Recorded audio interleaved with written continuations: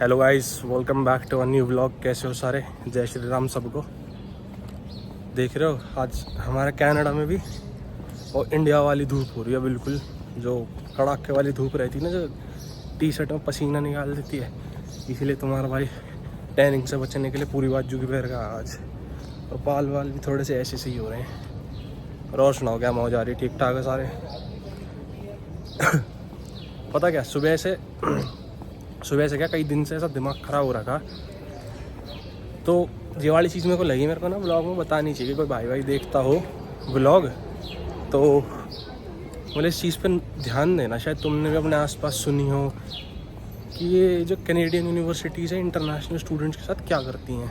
अभी यूनिवर्सिटी में ही हूँ मैं, इसलिए मेरे को एकदम याद आ गया कि ये यूनिवर्सिटी वाली बात बतानी है। मेल वेल आ रहे थे अभी। ये पता क्या करती है इंटरनेशनल स्टूडेंट्स के साथ? ये पहले मेरे को चार पाँच के कई बच्चों ने बोली, ऑनलाइन में मैंने देखी, बट मेरे को ऐसा लगता था कि नहीं यार, ऐसे नहीं होता। बच्चे खुद ही अपने हवाबाजी करते हैं, झूठ बोलते हैं। और ये वो फिर लास्ट सेमेस्टर में करण भैया के साथ हुआ ये। हुआ क्या, जान के ना कोर्स फेल कर दिया, और कोर्स फेल करने के बाद ना कहते कि अब दोबारा लो कोर्स। मतलब भैया पेपर दे के आए, और पेपर दे के आने के बाद भी बोल दिया कि नहीं हम तुमने पेपर नहीं दिया, और फेल कर दिया ज़बरदस्ती। क्योंकि जो इंटरनेशनल स्टूडेंट्स की फ़ीस होती है ना, वो इनके डोमेस्टिक वाले जो इनके कनाडा के स्टूडेंट्स होते हैं इनसे कई गुना ज़्यादा होती है। तो मतलब अगर ये बच्चों को 100 बच्चों को भी फेल कर देते हैं तो इन्हें मतलब बहुत फ़ायदा हो जाता है, क्योंकि पैसे इतने ज़्यादा देते हैं। अब मेरे साथ हुई ना ये चीज़, तो मेरे को यकीन हुआ कि यार ऐसे ही करते हैं। अब भाई मेरा ग्रेड ना बढ़िया आ रखा था एक, उसमें मेरे को पता था, मैं सारे असाइनमेंट दे रखे थे, सब कर रखे थे।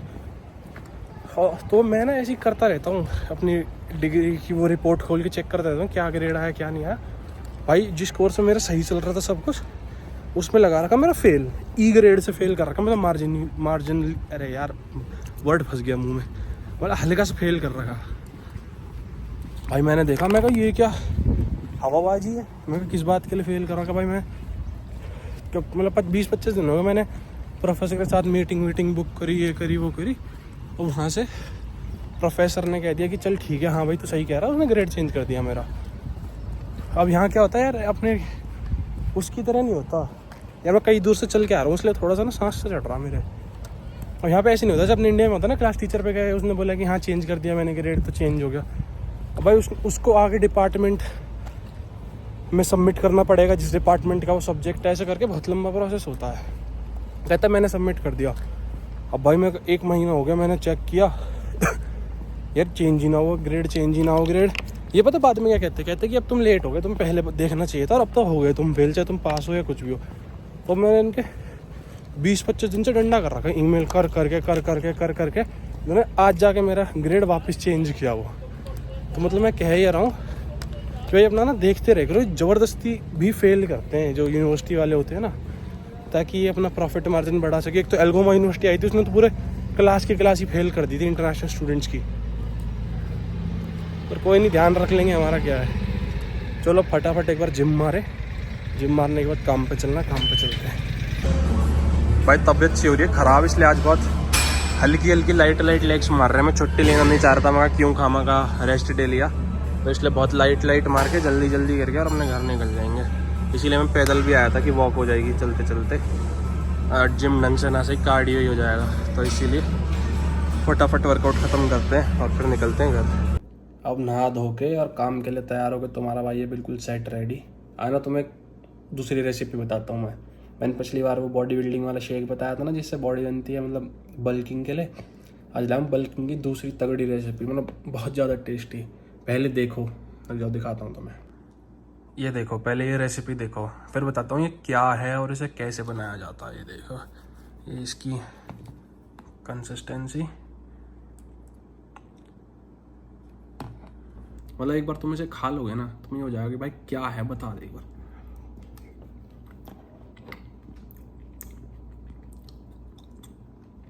इसमें भाई तुम्हारे कार्ब्स, गुड फैट्स, प्रोटीन, सारी चीज़ पूरी हो जाएगी, और स्वाद भी। तो ये बनाते कैसे हैं? एक डोंगा लो, जैसे ले रखा मैंने, और सफ़ेद चर लिप बाम लगानी पड़ेगी। एक डोंगा लो, उसमें डाल दो 60 to 80 ग्राम्स ओट्स, और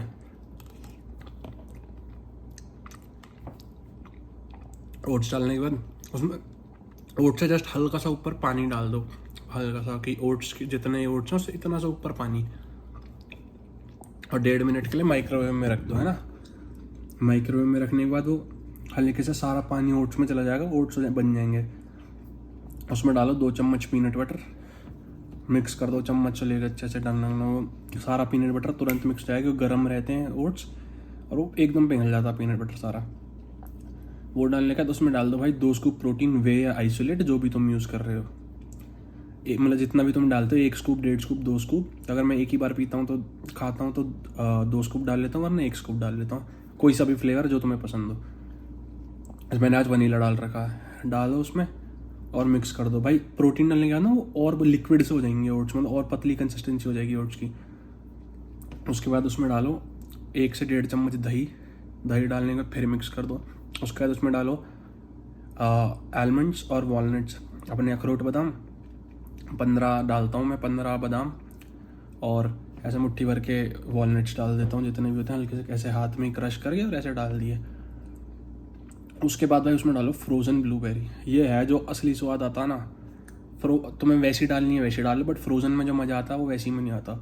ऊपर पूरी 2 कप के आसपास उसमें फ्रोज़न ब्लूबेरी डाल दो, और भाई क्या स्वाद आता है। मैं तुम ये कहोगे कि यार बाहर भी खाने से अच्छा यही खा लूँ मैं, तो मतलब बाहर के खाने से ज़्यादा तगड़ा स्वाद आ जाता है। इसमें कहने का मतलब ये है। तो मैं इसके स्वाद ले लूँ और ये खा के फिर निकलते फटाफट काम पे।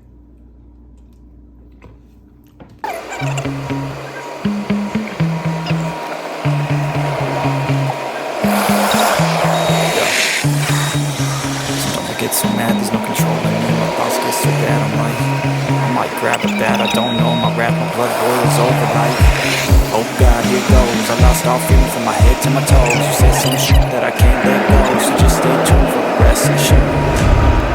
भाई शिफ्ट हो गई है ख़त्म तुम्हारे भाई की, और आज की दिनचर्या अपनी यही थी। बस सिंपल सा दिन था, उन्हें कुछ खास नहीं। सुबह उठे, जिम गए, जिम से घर, घर से काम, काम से वापस घर, और अब जाके सो जाएंगे। क्योंकि ऐसे ही होता है, जिस दिन कॉलेज या फिर काम होता है ना, तो सारा दिन कॉलेज में या फिर काम में ही निकल जाता, कुछ ज़्यादा करने का टाइम नहीं बचता। बस किसी भी तरह कोशिश करना हूँ, जिम विम का टाइम निकाल लूँ मैं, वो मैं निकाल ही लेता हूँ। चाहे क्लास छूट जाए या काम छूट जाए, जिम में चला ही जाता हूँ कैसे ना कैसे करके। तो बस आज के व्लॉग में यही था। मेरे को मेनली तो यही बताना था कि भाई यूनिवर्सिटी वाला वो है ना, तो यार मैं सच बताऊं तो ऐसे भी नहीं है कि भाई मेरा वाला तो हो सकता है कि भाई इनसे जेन्युइनली गलती हो गई हो, इन्होंने गलत ग्रेड चढ़ा दिया, क्या करा क्या नहीं करा, बट फिर प्रोफेसर वगैरह ने थोड़ा बहुत सपोर्ट भी दिखाया, सब करा, और ग्रेड चेंज ऑलमोस्ट हो गया मेरा, है ना। लेकिन बहुत सारे मैंने सुने कि भाई जानबूझ के फेल कर देते हैं, टेस्ट में नंबर नहीं देते, ये वो। उसके बाद बीच में एल्गोमा वगैरह में जो प्रोटेस्ट चले थे, ये वो इसी चीज़ पे चले थे कि भाई जान के फेल कर रहे हैं। तो इस चीज़ का तो यार एक ही इलाज है कि अपने पास ना सारे प्रूफ्स रखो। कोई भी चीज़ तुम सबमिट कर रहे हो ना, तो उसका प्रूफ रखो कि भाई तुमने सबमिट करी। क्योंकि बहुत सारे कॉलेज यूनिवर्सिटी ऐसे बोल देते हैं कि तुमने सबमिट ही नहीं करी, ये हमारे पास सबमिशन ही नहीं आई। तो मतलब ये सारी चीज़ों का ध्यान रखो। कुछ भी तुम टेस्ट दे रहे हो, वो देख लो भाई कौन सी डेट पे टेस्ट दिया, कोई अपना प्रूफ रख लो कि तुमने टेस्ट दिया।